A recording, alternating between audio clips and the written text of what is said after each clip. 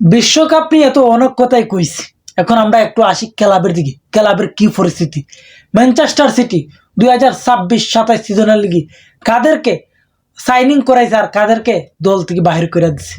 Signing করাইছে সবচেয়ে বড় নাম এডারসন, ইংল্যান্ডের প্লেয়ার, নর্থ ফার্স্ট খেলতো, তাকে সাইনিং করাইছে 135 মিলিয়ন ইউরো দিয়া।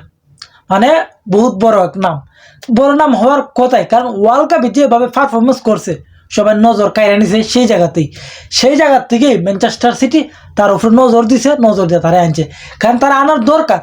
আমাদের কেভিন ডি ব্রুইনে চলে যাওয়ার পরে কিন্তু ম্যানচেস্টার সিটি দিলে পঙ্গু হয়ে গেছে, মানে ঠিকঠাক মতন মিডফিল্ডার কন্ট্রোল করতে পারতেছে না তোমার কেভিন ডি ব্রুইনে যাওয়ার পরে।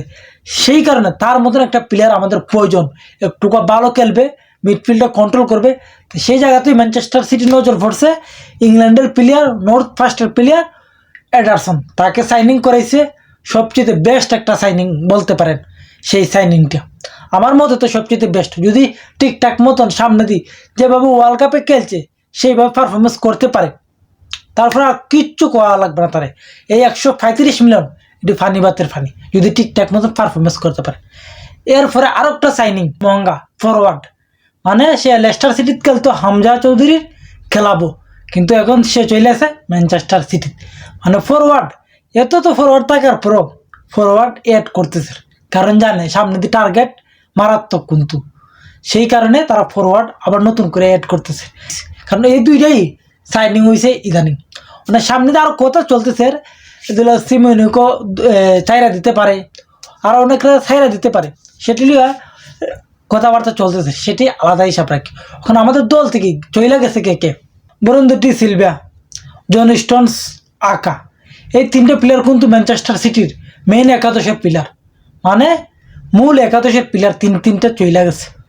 আকা, জন স্টোনস, মানে ডিফেন্স লাইনে দুইটা থাকলে চোখ মিনতে থাকা যায় যে অত সহজে ম্যানচেস্টার সিটি গোল খাবে না, কিন্তু দুয়ারে চলে গেছে। আকা চলে গেছে তুর্কি একটা লিগও, আর জন স্টোন অবশ্যই ফ্রি এজেন্ট আছে। আর বরুণ ডি সিলভা চলে গেছে রিয়াল মাদ্রিদও। কিন্তু 2026-27 সিজনে কিন্তু ম্যানচেস্টার সিটি একটা জিনিস লইয়া সবচেয়ে প্রবলেমে পড়বে, সেটা হইল ব্যাকলাইন লইয়া। ব্যাকলাইন দুইটা প্লেয়ার চলে যাওয়ার পরে জন স্টোনস আর হইল আকা অনেকটাই তোমার দুর্বল হয়ে গেছে।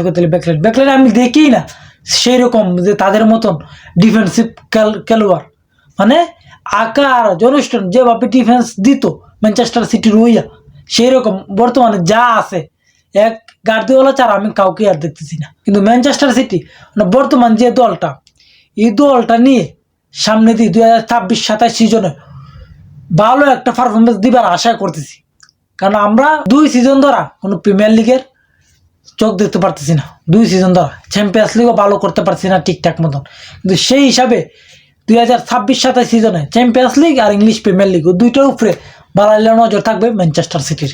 আর যাই কো